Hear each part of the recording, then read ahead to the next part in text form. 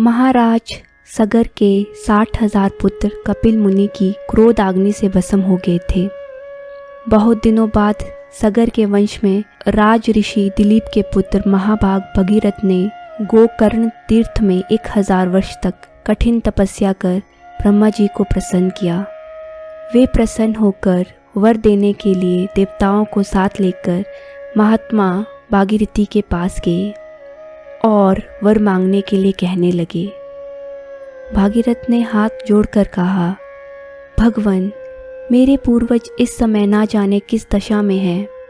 उनका उद्धार करना मेरा परम कर्तव्य है। हे देव, आप ऐसा प्रयत्न कीजिए कि गंगा जी इस भूलोक में आकर अपने पावन जल से मेरे पूर्वजों का उद्धार करें।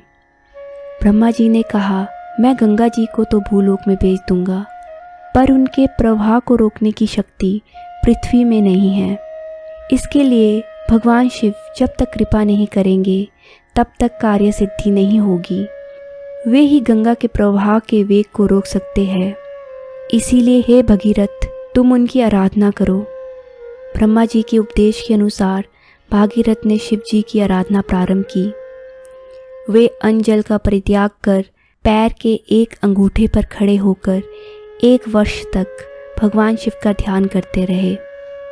उनकी तपस्या से प्रसन्न होकर भगवान शिव प्रकट होकर बोले, नरश्रेष्ठ, मैं तुम्हारी तपस्या से प्रसन्न हूँ। मैं गिरिराज कुमारी गंगा देवी को अपने मस्तक पर धारण कर तुम्हारा कल्याण करूँगा।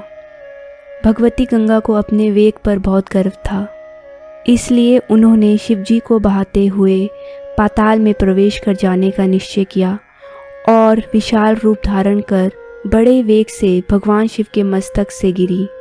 भगवान शिव को उनके अभिमान का पता लग गया, इसीलिए उन्होंने गंगा जी को अपनी जटा में ही बांधे रखने का निश्चय कर लिया। गंगा जी पूरे वेग से शिव जी की जटा पर गिरी और उसी में समा गई। उन्होंने बड़ा प्रयत्न किया कि किसी प्रकार पृथ्वी पर उतर जाए, पर किसी तरह भी जटा मंडल से नहीं निकल सकी। वहीं पर वे कई वर्षों तक चक्कर लगाती रही। भगीरथ को इस बात से बड़ा दुख हुआ और वे फिर से शिवजी की आराधना करने लगे। शिवजी ने भगीरथ की प्रार्थना पर गंगा जी को अपनी जटा से मुक्त कर दिया। उस समय गंगा की 7 धाराएं हो गई। हलादिनी, पावनी और नलिनी नाम की गंगा की मंगलमयी 3 धाराएं पूर्व दिशा की ओर बह पड़ी। सुचक्षु, सीता और सिंधु नाम की 3 धाराएं पश्चिम दिशा की ओर प्रवाहित हुई और 7वीं धारा के रूप में पावन भगवती गंगा महाराज भगीरथ के रथ के पीछे चली। अनेक देव ऋषि, गंधर्व, यक्ष, सिद्ध आदि इस अद्भुत दृश्य को देखकर मुग्ध हो गए। देवता भी आकर इस गंगा अवतरण के दृश्य को देखने लगे। गंगा की वह धारा पृथ्वी के प्राणियों का उद्धार करती हुई चलती गई और वहां पहुंचकर उसने भगीरथ के पूर्वजों का उद्धार किया।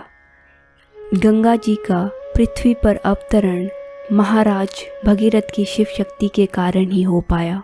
ऐसी ही कहानियाँ सुनने के लिए चैनल को लाइक, सब्सक्राइब और शेयर करें।